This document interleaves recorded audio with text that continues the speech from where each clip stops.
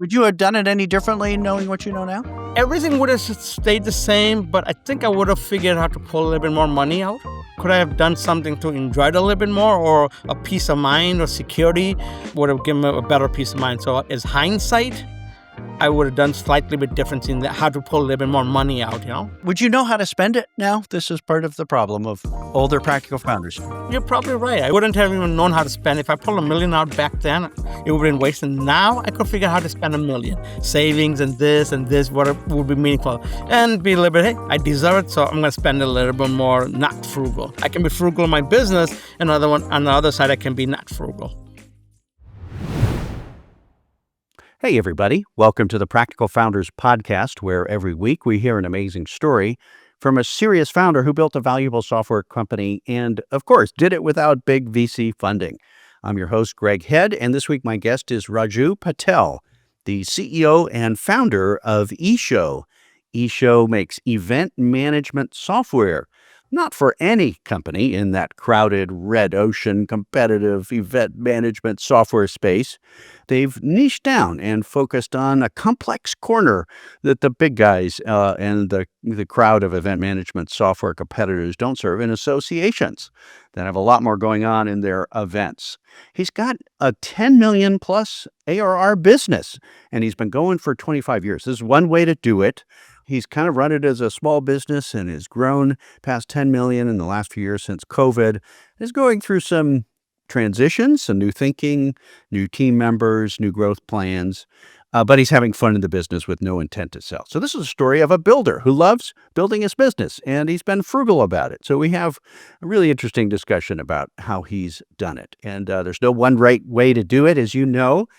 I just started a new Practical Founders peer groups, my fifth group, and I've got 6 founders who have B2B SaaS software companies between 10 and 20 million ARR. These are bootstrappers who've succeeded, gotten through their early growth phases, and are thinking about building to 30, 50, 100 million. And of course, they don't have any outside funding because they are going long, and you just don't get to go long with big funding. And they have created valuable software products in their own ways, but they're very diverse, different countries, different ages, different personalities, different styles, different markets, different price points, different styles of leadership. And they are all excited to be around other practical founders who haven't sold their companies yet and are still thinking big. I think it's a sweet spot for software founders to have 50, 100, 150 employees. You can do create a lot of impact in your market when you get to that size, and you're still not big enough that it's a crazy bureaucracy. So I just started that group. I've got 2 new openings. If you're a practical founder in the 10 million ARR plus range, B2B SaaS, it's a great opportunity to be around other amazing founders and work on your own challenges as you're growing. You don't stop having challenges once you bust past 10 or 20 million and you're turning down big offers to sell your company. That's really amazing. I love what I do. And, the peer groups are the thing I support. So I curate and moderate these groups. It's a little bit like an EO Vistage or YPO for just the deep B2B SaaS game and SaaS founders who are doing it in the practical way. If you're interested, check out my website and CEO peer groups at practicalfounders.com. Now we'll get back to the interview with Raju. It's a great one. Hi, Raju. Welcome to the Practical Founders Podcast. Hey, Craig, how are you? Pleasure to be here. I'm excited to sort of part my knowledge. Yes, in part, your in-depth knowledge. You've been doing it a long time, and you've got your own way to do it. We think about this like the London taxi drivers, cab drivers talk about the knowledge, but Yep. Now you get it on the computer, the maps and everything to get around town. And there's many ways to do it for practical founders. So we're going to talk about your version of your knowledge, right? Yep. And what you've learned along the way. You've done it for a long time.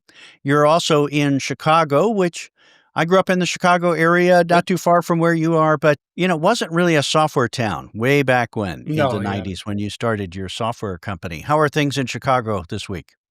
This week is probably cold, as winter comes in, so it's probably cold and snowy, but sunny, so I love it. I've been here a long time, Okay, that's great.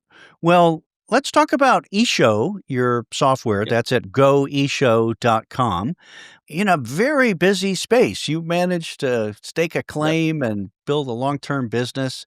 What is eShow and who is your typical kind of customer? Who do you really focus on? Yeah, eShows really started as a technology company, but right now we're really a full-fledged event platform. I mean, we provide Yes. complete cycles to manage the event, and over the years we got into multiple modules. So really now we're trying value-added services versus the functionality and features. Yeah. So it's an all-in-one kind of event management solution, All in one, best in class. registration and booth management and sponsors and connecting attendees and Yep. all of that. Yep. And you almost up to 14 different modules. So we get into the depths of banquet management and press management, and now really digging into speaker portals for the AV needs elements. So really Yeah. interconnecting the entire advanced experience, and really now connecting with the IoT and a lot of that stuff for on-site. Okay. Well, you've been doing this a long time and now Yep. you've got 14 modules. People keep asking you for the next thing and eventually you build it. Yep. How big is eShow right now? What can you say about employees, It shows customers? Right. Yeah. 125 people, so we're Oh, wow. definitely well north of the 10 million mark, Yes. where we have now begin to plan out scaling, plan out the next, what does our 15, 20, 30 million mark and even up to a 50 million mark could look like. So this is a great spot for each, so to be really built a foundation, and now we're ready to scale. Okay. And I presume you're pretty profitable and Yep. sustainable as you've lived through COVID and previous crises to get through all this time. Yeah, all of that, yeah, been profitable. It's what they use the term bootstrap a lot in the SaaS Yes. part, but we're all self-funded, everything, and profit plowed right back into the growth aspect of it. And so now we're just beginning to look, okay, where we can get some amount of money to really begin to scale, but all Well, self-sufficient. some people bootstrap for a few years and then, Yeah, think about scaling, but you've bootstrapped in this event space for 25 years, I guess yeah, you'd say, Raju, yeah, right? yep, Okay. And you're still thinking about scaling. So this is really the story of going long, doing it a long time. Had you any idea that you would do this for as long as you have when you no, got that's a going? very interesting question, correct? Because when you're doing it, you don't write down, "Oh, I'm gonna do this for 25 years and retire," or, "I'm gonna do this," because you don't have no idea the company can be successful, it's gonna die out, right? And sometimes early on when you're thinking that way, it's also a mind boggle, right?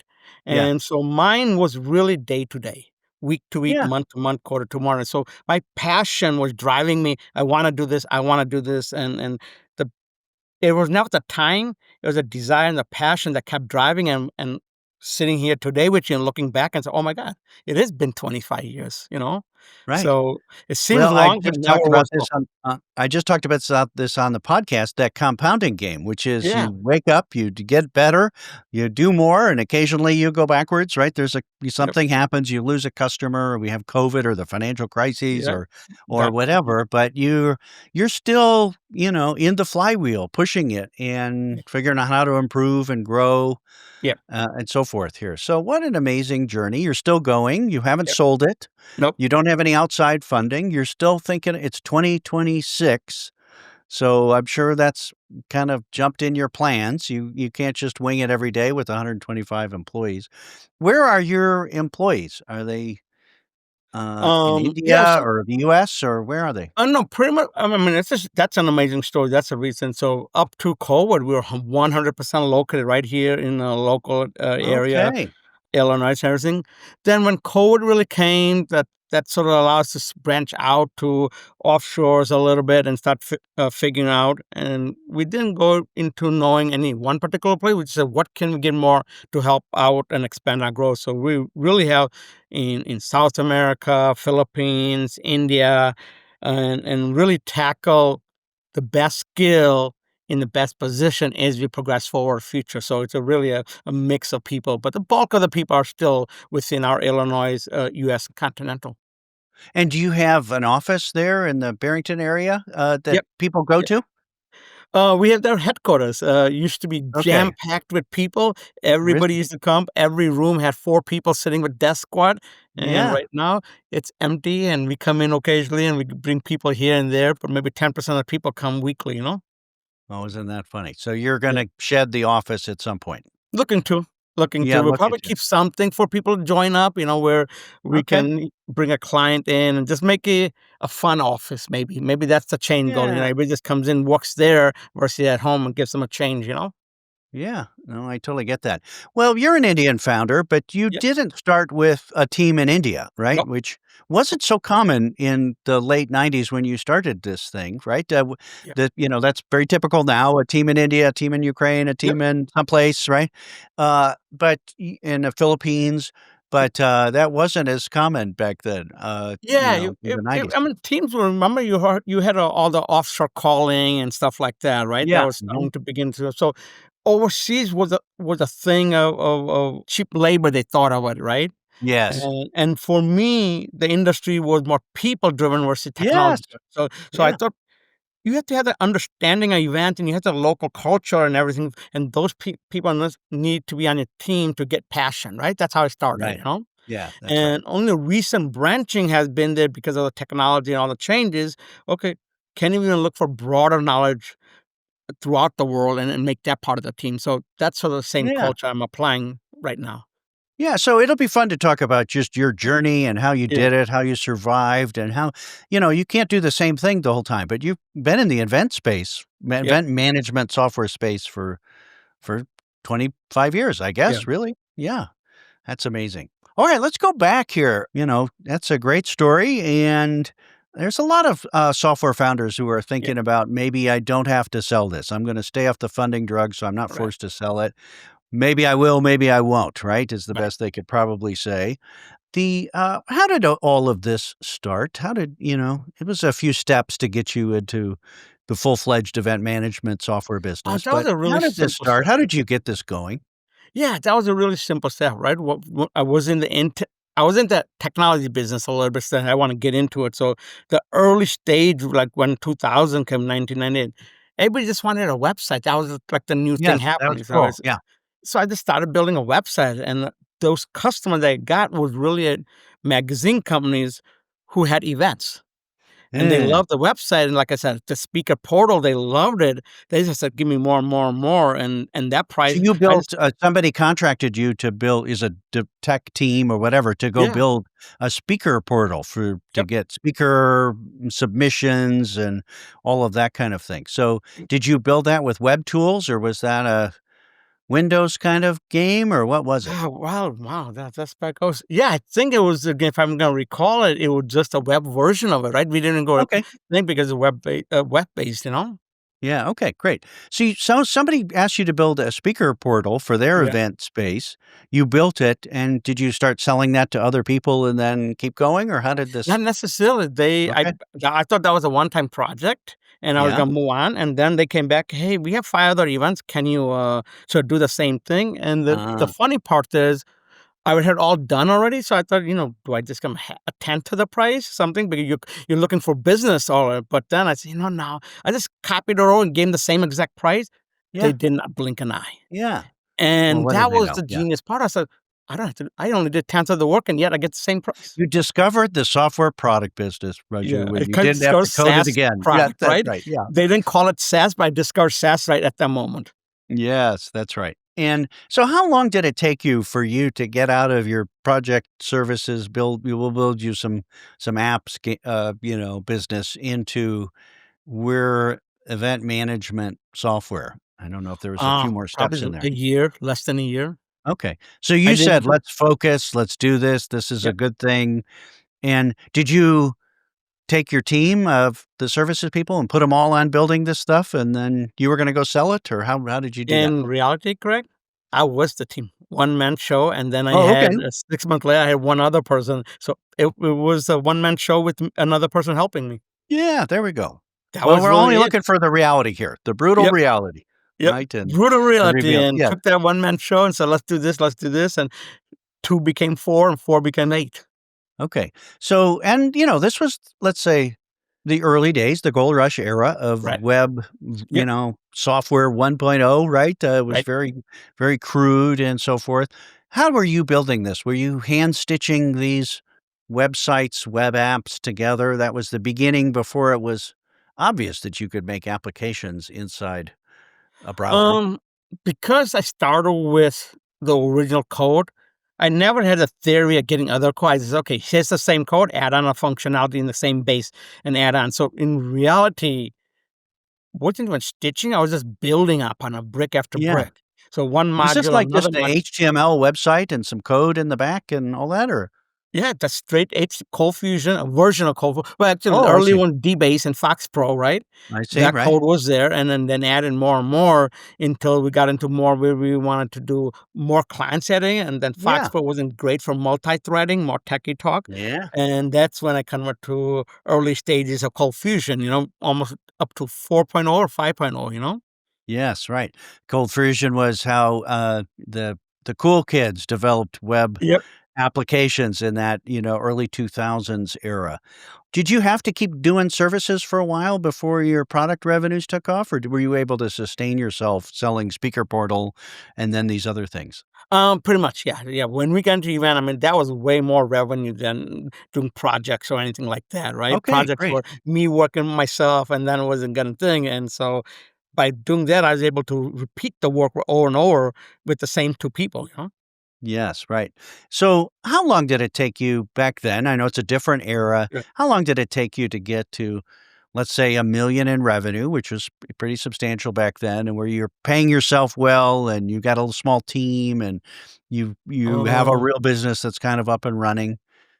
No, I wasn't paying myself, and actually, I was paying Oh, it. I was paying in, so I had another job, you're side job, that yes, I was designing for a contract company, and so the revenue I was getting from there, I was paying I running my see. house Okay. halfway, and I was putting the other halfway to pay the other person that I had on the books there. So I was actually paying the company to sustain itself for about 3 years, 3, 4 years, Okay.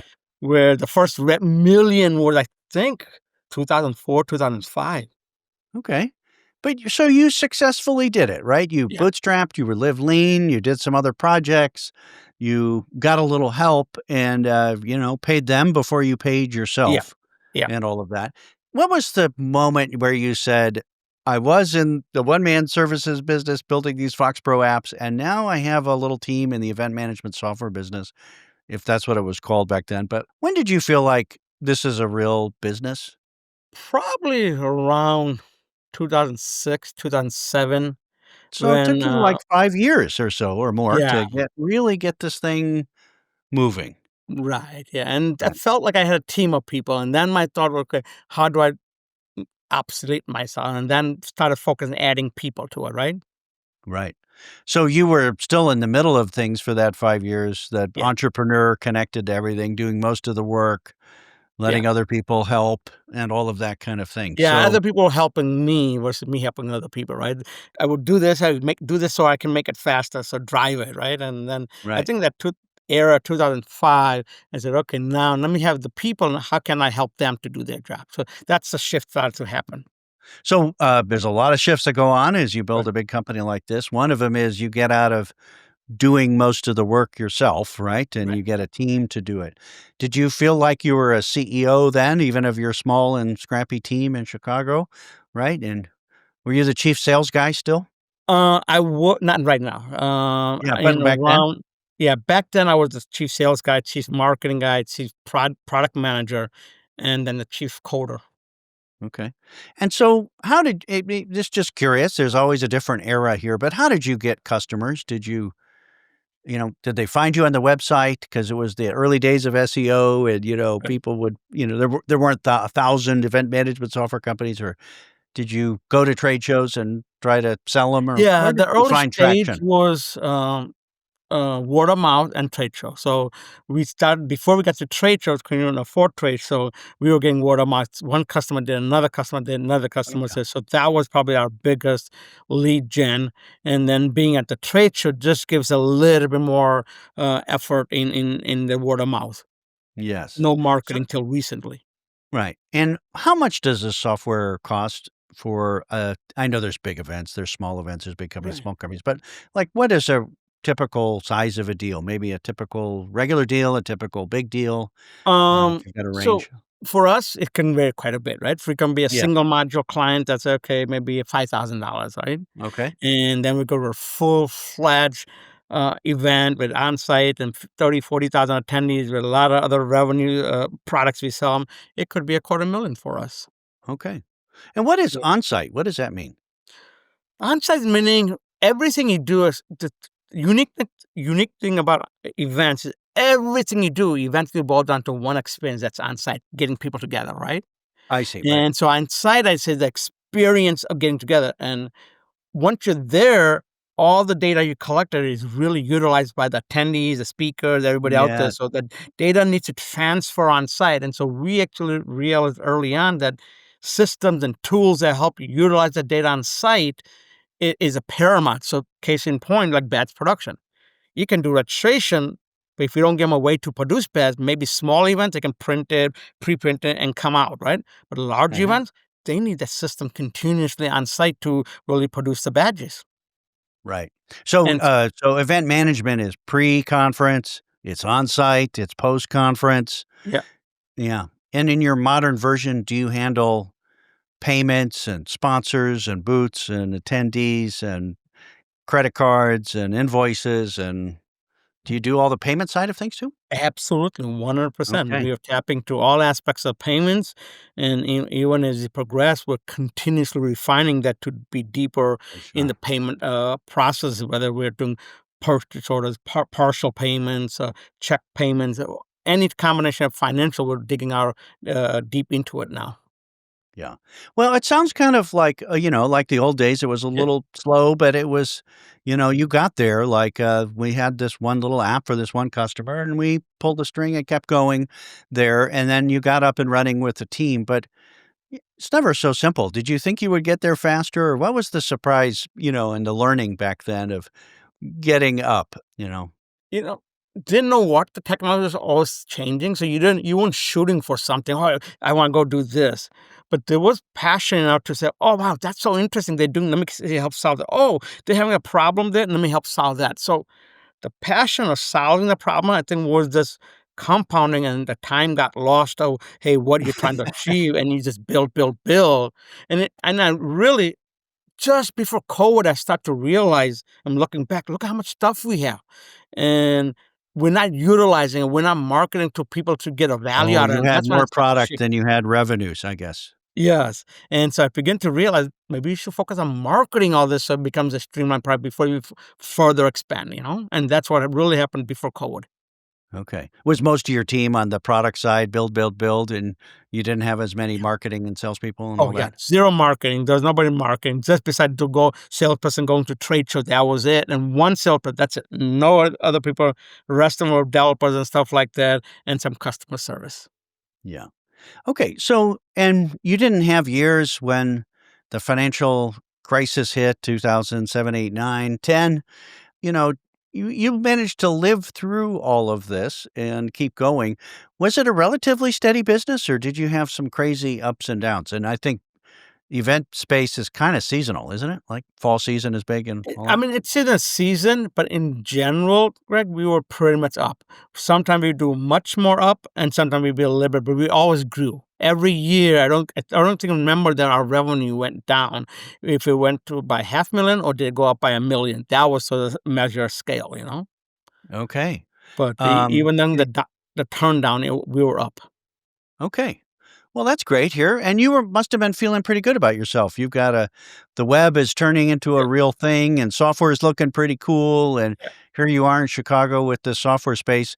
And that was about the time that some of the big event management software companies, Cvent and others, really, the enterprise guys, they were raising big money, yeah. uh, building for the modern, Yep. web and so forth. I think Cvent are they the biggest now, or are they? I think they're the biggest event platform right now. Okay, and they're like hundreds of millions in revenue, something like that, or My more? guess is around 800,000,000. Okay. Yeah, and here you are, just over 10, and, Yeah. did you stay in the corners, like, serving a particular niche of the event management space, or You just did it at your own pace and weren't too worried about what the big guys were doing, did they? That was probably it. Not worried about the big guys. Our focus was the association market and trade shows and all of that, which is sort of the most complex of the events in the whole industry. Oh. So we stayed with the most complex. So the future is bright enough to say, okay, if you want to go to do some of the easier events, it's much easier to do. Okay, so what is complex about an association, the National Association of Realtors, or what is it complex about So associations that put on events for their members? right. So associations are always putting on for not a purpose of profit. They're putting on to service their community members, right? So they're Ah, doing education. Then they're doing exhibit front to raise money so they can connect the people. They're doing uh, appointment making, networking with exhibitors that want those access to the members. They're doing content. They're doing a banquet hall to award people to there. So every single module we have, they will use it for the event, small or big. If you go to a corporate event or something, then we're doing proper. We're just gonna get to the attending expert and not worry about it, Or they may not right. do education. They may not do a banquet award, stuff like that. So for an association, the event isn't the end in itself. It's to get all these people to do the banquet and the Yep. networking and the sponsorships and, all Mobile that app kind of thing. and yep. Okay. Did that appeal to you? Like, we're gonna go deep and nobody's ever gonna follow us into this corner of the market? I mean, did you do that intentionally or you just, followed the trail over there? No, I did intentionally because Okay. early on I read a book called Blue Waters. I don't know if I forgot who the author Yes, was. Blue Ocean. Yeah. Blue Ocean, Yeah. Uh-huh. and it struck me well where if you're here in the water and all the sharks are finding you right in the competition and The it's all Red red Ocean, water, but right? if you swim Yeah. far enough and you're gone enough, then nobody's there and just like blue water swimming there. And I really like that. I've been following that. Okay. And then I've been building a platform deeper and stronger. And I think we're in blue waters right now. Okay. Meaning, you don't have a lot of competitors following you Yep. down, Yep. right? I saw on your website you have something about RFPs. Are these associations, maybe they're nonprofits themselves, but are they doing request for proposal, and is that a typical part of your deal? And, Yeah, you know? associations are very typical. They, by bylaws, by board of directors, they have to send out requests for proposals. Many times they love the vendor. They say, "Okay, let's do it, but you're it."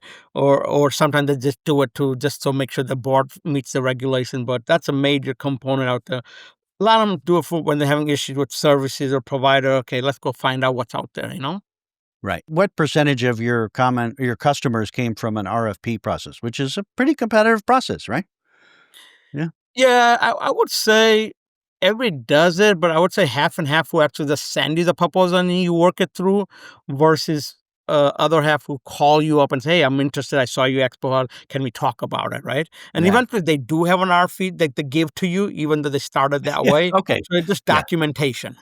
Right. Okay. And because you're the only one that does it, you've probably helped them with the RFP and, We've seen you're the so many logical Greg that conclusion. wait a second, that sounds really familiar.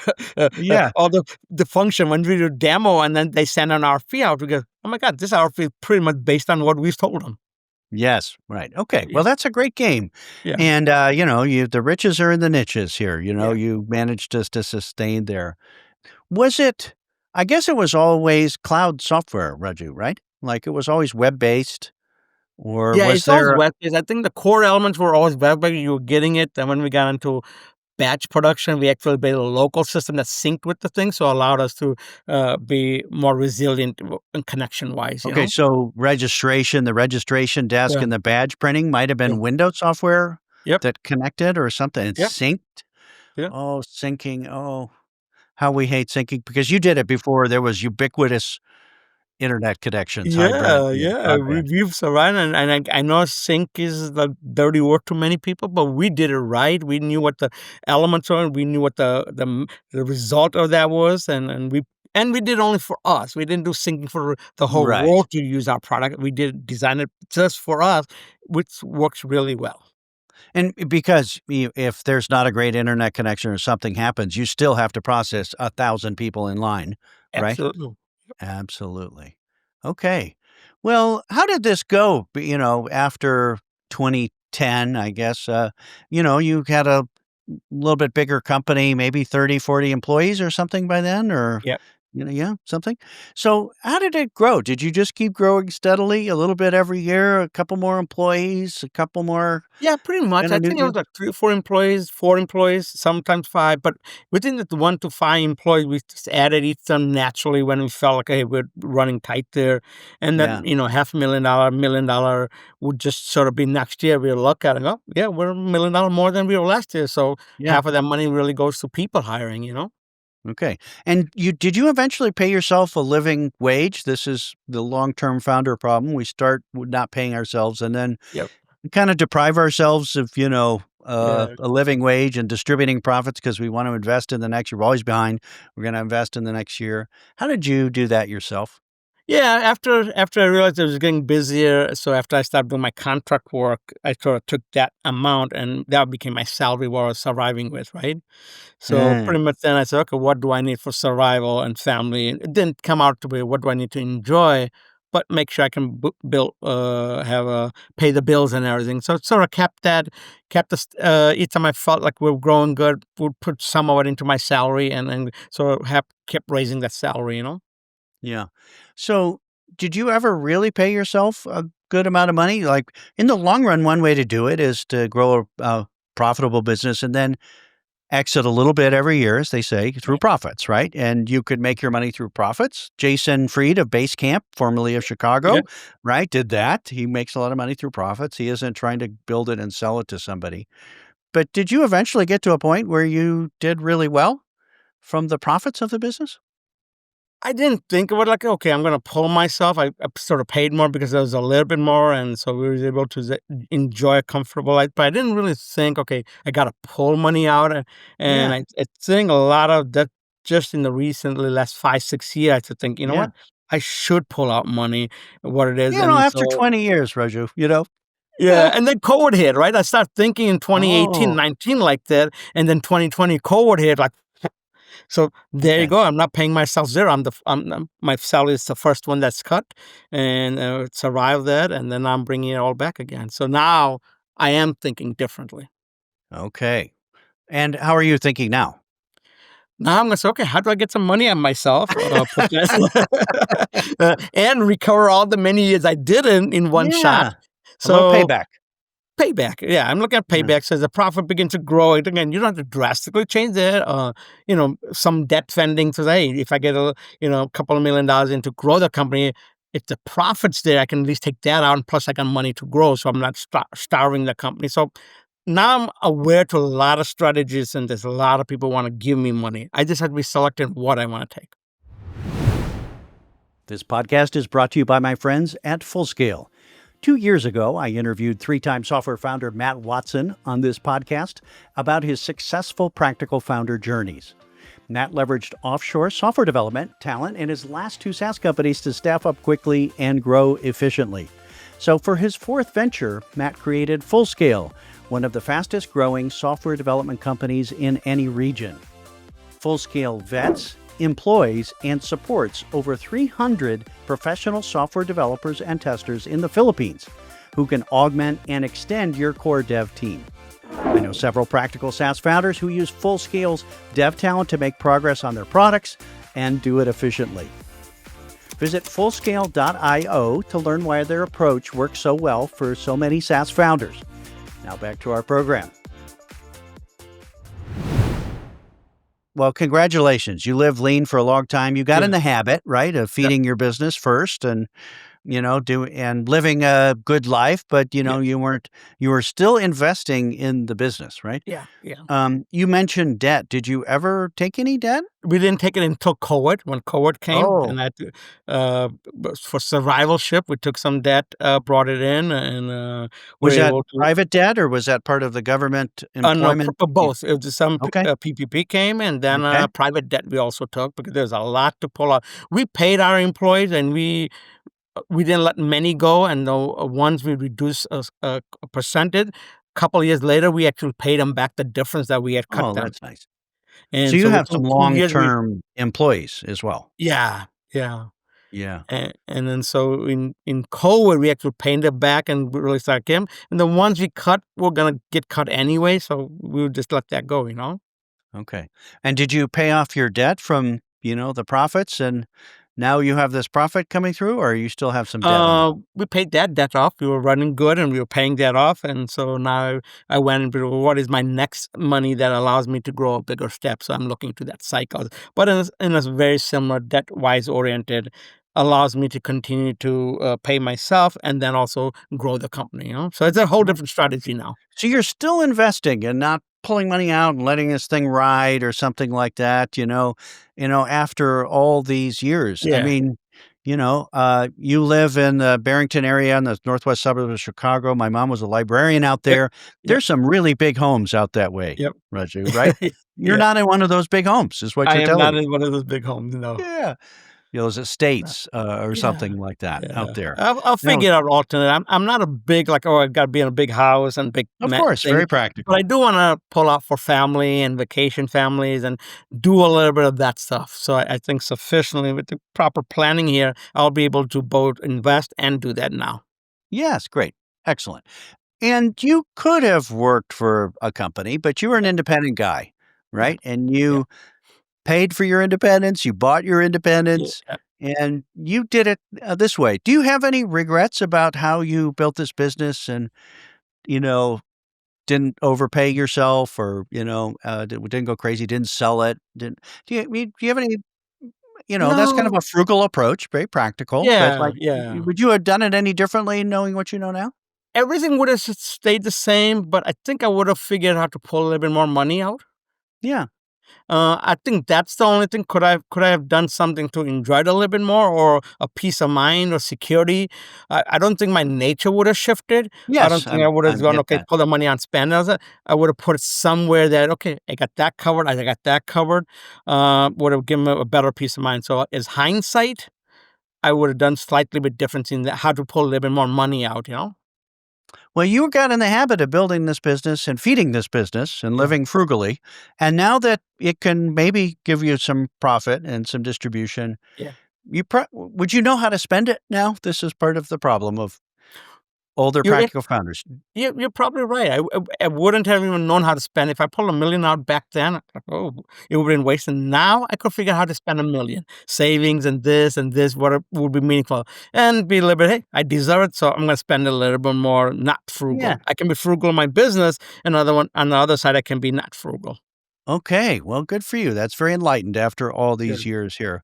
How would you describe your evolution as one man band entrepreneur to, I'm running a team to a bigger team. Did you feel like like this was an owner of a small business, or did you feel like a founder of something big or a CEO on top? Like, how would you describe your evolution as this thing grew up? I mean, you're a Before CEO now. before reaching the 10 million mark, I always felt like a small business. I would go, oh yeah, I'm a small business and we're trying to do that. I ever thought about is that, I would have my hands into everything. After we went beyond the tent, a lot of light bulbs start to hit and a lot of people start to validate, oh, you're no longer a business. There isn't that many event companies that are north of 10 million. Right. Very few are there. So it's like we're heading into a territory where we're unique in terms of all the breadth of product.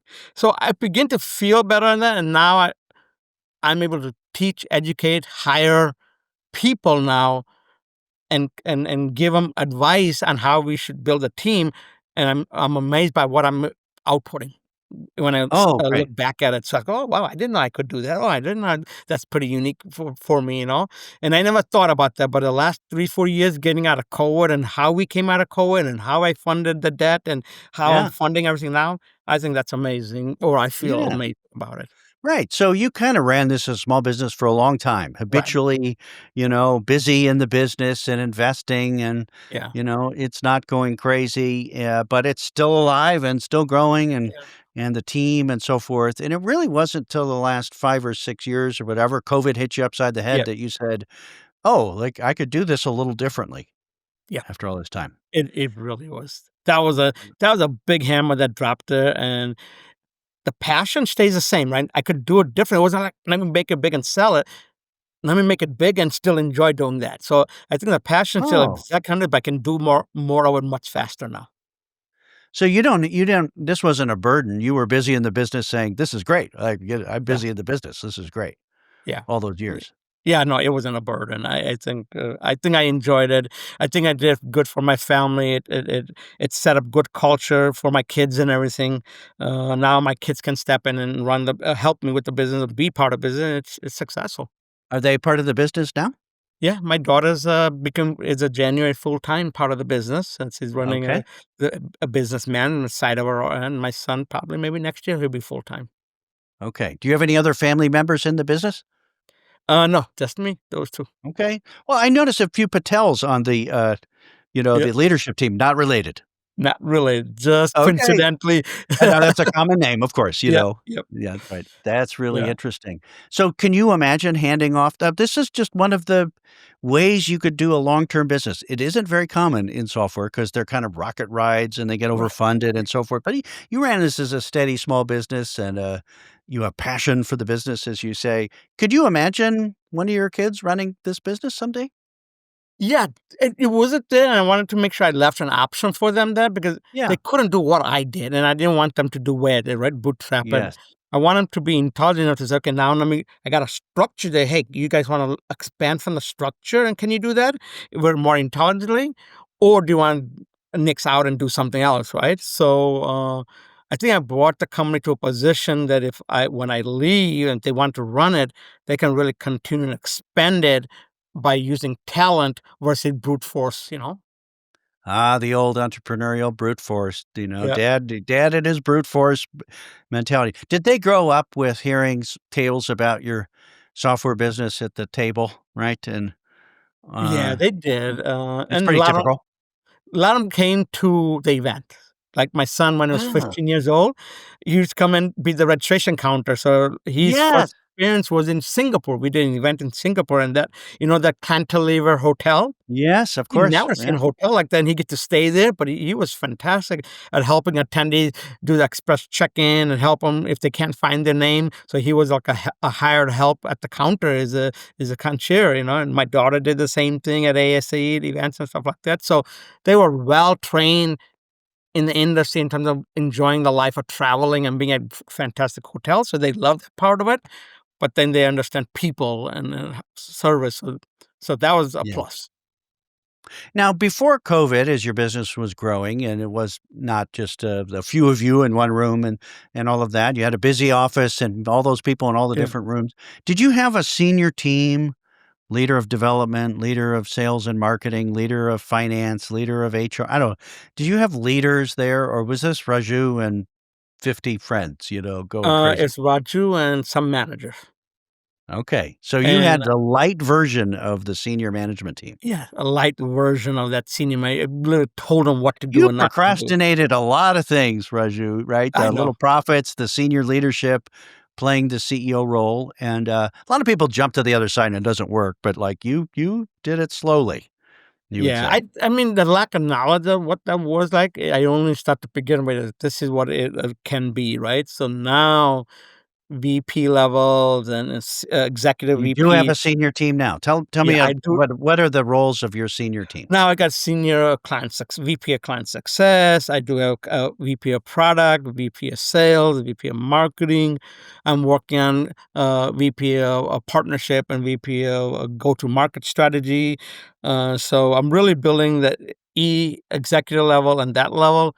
Maybe another year, 2 year, I may go into the C levels, chief revenue officer, chief product officer, chief technology officer. I may create a You level might within the sub. procrastinate that for a little while, right? No Yeah, hurry, to yeah, get there. I didn't hear HR and finance, as the team gets bigger, that's part of it. Where does yep. that stuff land? I already have a CFO already Oh, working, so great. I'm Okay. figuring that Yeah, out, and perfect. and then I have an HR contract firm that is working through my daughter, who's now managing those aspects. So they're there already, but I didn't Okay. elevate them to the front Yeah, you side yet. didn't have to create another VP for it. You Yeah, could do it yeah, lean. No, I totally get that. yeah. That's really interesting. What has been the hardest part from let's say 2010 to just before COVID? What was the hardest part of your business for you? The hardest part was we're getting clients, but we're also losing. Churn was there, right? And then Mm, churn was because of stupid internal mistakes or product or somebody didn't do something. And understanding how to prevent that was the biggest thing. So that team expansion and leadership expansion, having teams to do that wasn't really resonating because first two things, it's all bootstrap, meaning I can only get limited people. I couldn't build a team. yes. And which comes first and how do I prevent that happening? And so just kept on pushing that aspect of it that led me to say, okay, now that I better get more money so I can build this leadership team, which then can really scale. So that awareness sort of really kicked me to say, Okay. now let me get a leadership going, build a leadership role. Right. This is a very operations intensive business, right? Yes. Yeah. On site and everything. And if something goes Yeah. wrong, people are pissed and they're Yep. throwing things and all that. And, that's a little bit about the systems and the people and the structure that Yeah. makes things work, even though you're Yep. not there to make them work that day, Yeah. right? Those kind of things. Is, That is your business realization helped. pretty systemized now, would you say? Yeah. It's pretty systemized. It's pretty consistent now. Yeah. Okay, great. And how long has it been since you've had VPs, at that level? Is that like a post-COVID thing? You 2 years. resolved to start bringing in leadership and About 2 years now. okay, look at you. Well, you're growing Yeah. and thinking big here. So, okay, and so, what are the other changes that you looked at after COVID? You said senior team, Yep. I'll take a little profits out. Gosh, we can think a little bigger now.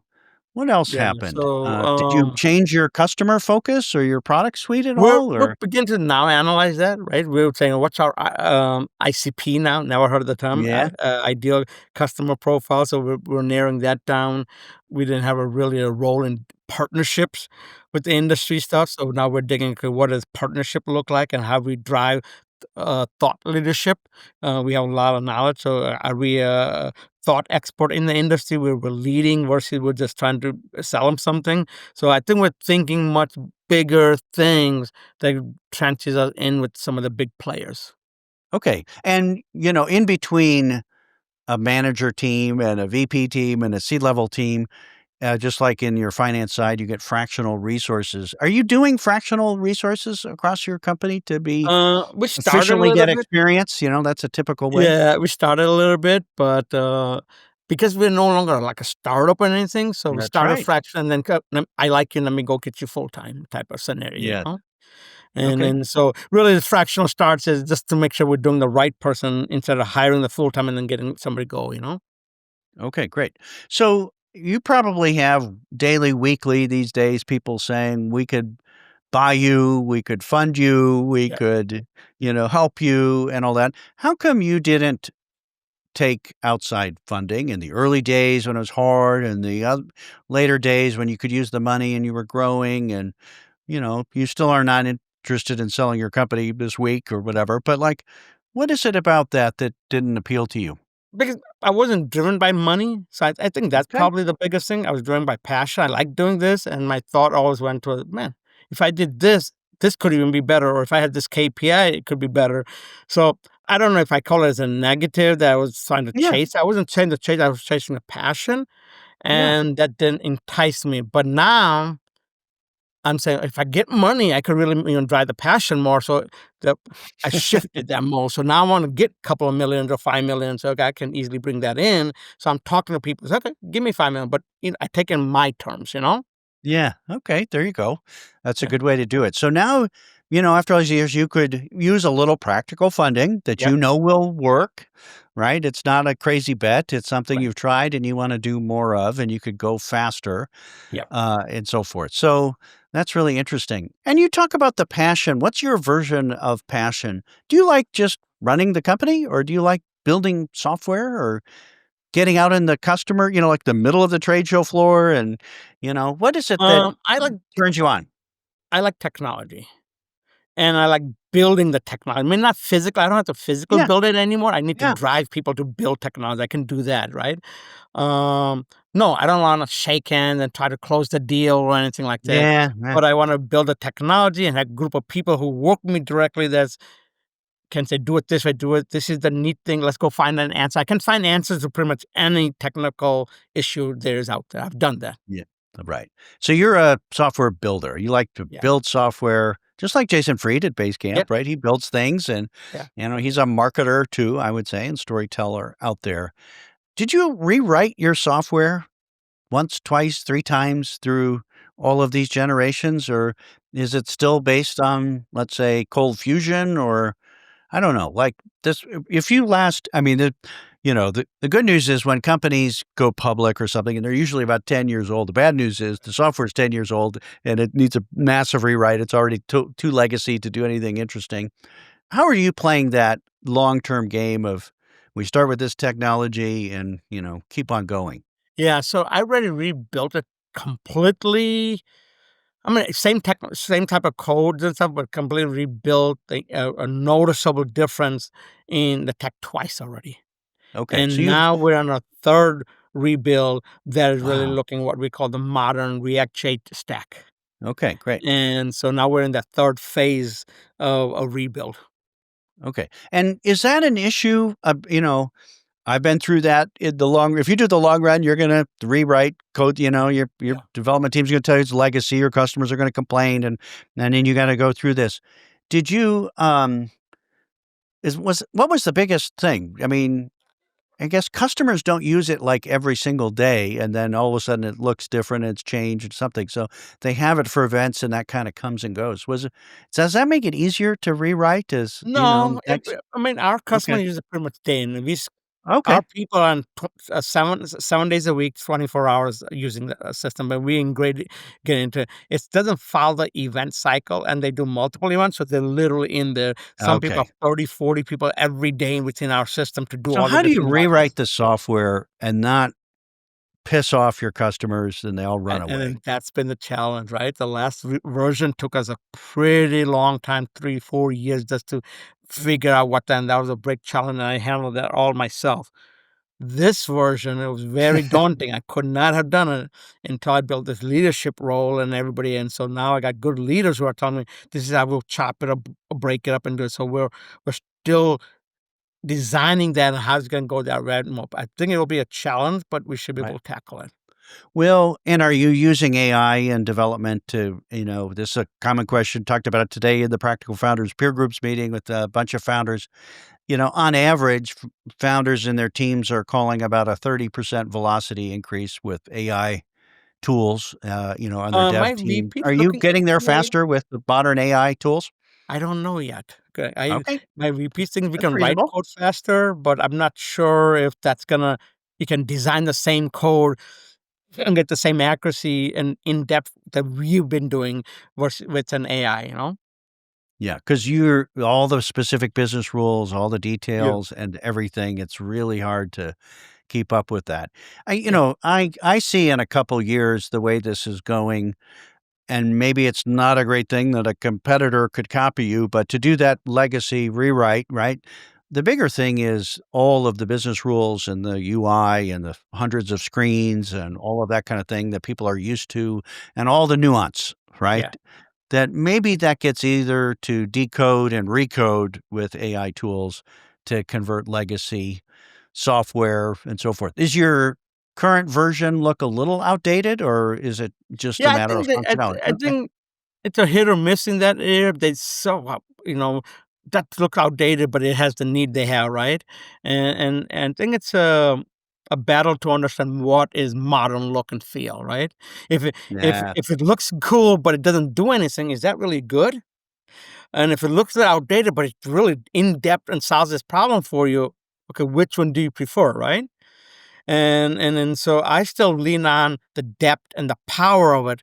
Okay. Yes, we want to make it look modern. It'll take us a little longer to make the modern look. Uh, we don't have to worry about it because I don't think anybody can still step in and say, "Oh, we look so fancy. Let's go ahead and go this route." Well, So I that's great. think we Well, can sustain our clients.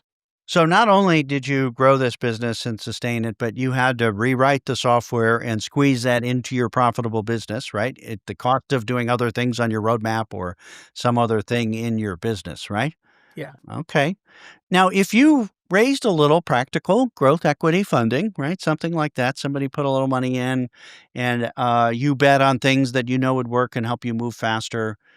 What are the few things that you would invest in if you had 5 million? During COVID, we learned that virtual is great, but face to face is a mandatory. And so when we got out of COVID, that was, but I really believe a hybrid model. And what that is really vague outside what that means, but we just had a discussion in the morning about it. That I think we have a solid hybrid model that really can solve the problem of accessing the global audience that everybody loved during the virtual COVID part of it. So So hybrid is virtual something. events. So a hosted Yeah. virtual event, not a live event. Right. Or even Okay. combination live. So we're really Okay. defining hybrids out there. Oh, okay. Deep So yeah, some analytics people and could be in the data. room and some people could be online watching the Yep. speakers and participating Yep. and Yep. so forth. So it's a combined experience. That makes Right. You sense. can have an attendee experience around the world that would be compatible to somebody in the room. Right. Well, it's trade show season. That's the fall of the autumn season here. Trade shows, we're heading up to our holidays where it'll slow down. But Yeah. has it been a busy holiday or busy event season for you this fall? Yeah. For This your fall was customers and you guys? one of the busiest. The number of events, we probably 20, 30 events extra this season than the last season. So we're seeing that type of growth easily. How many customers do you have and how many events do they do? We got about 300 customers. A lot of them do multiple events. We could be hitting to 500 events.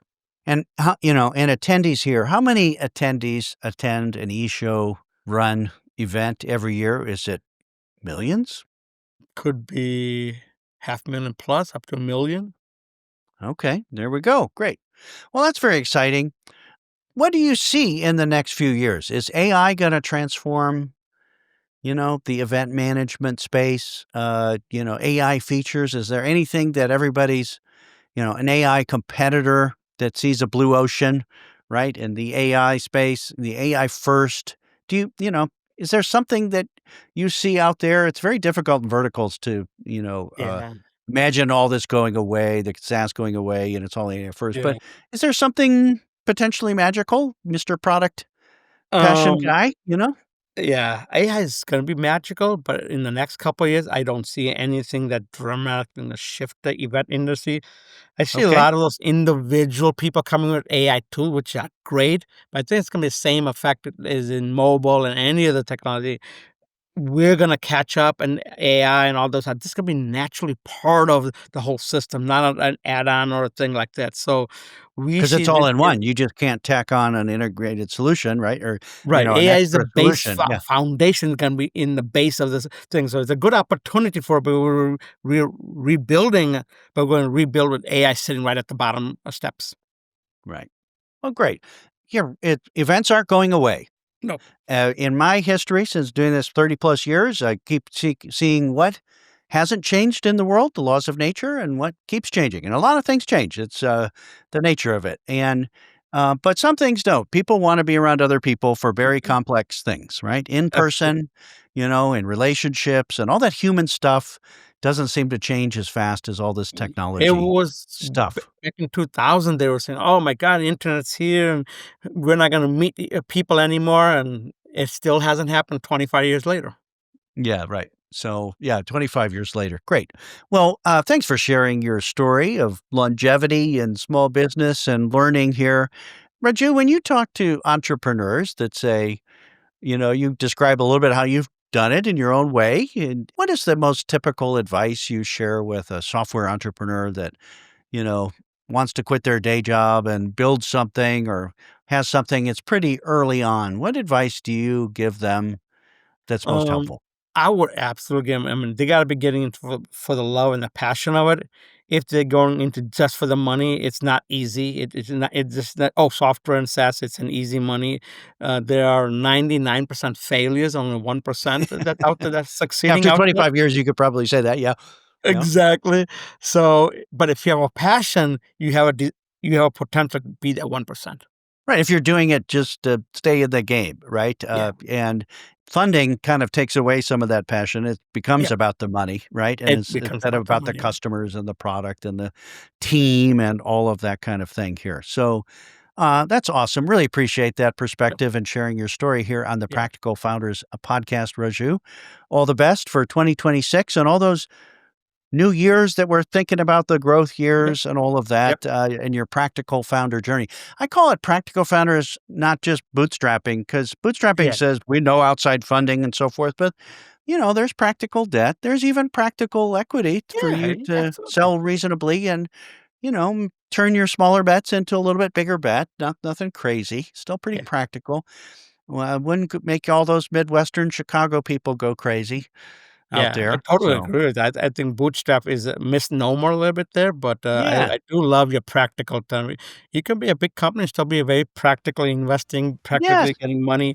Money is always good, right? You shouldn't be afraid of money. Ultimately, that's yeah. what the game is. You make money too, right? Yeah, that's Yeah. awesome. Well, thanks, Raju. I appreciate you being on the Practical Founders podcast. Thank you, Greg. I appreciate it.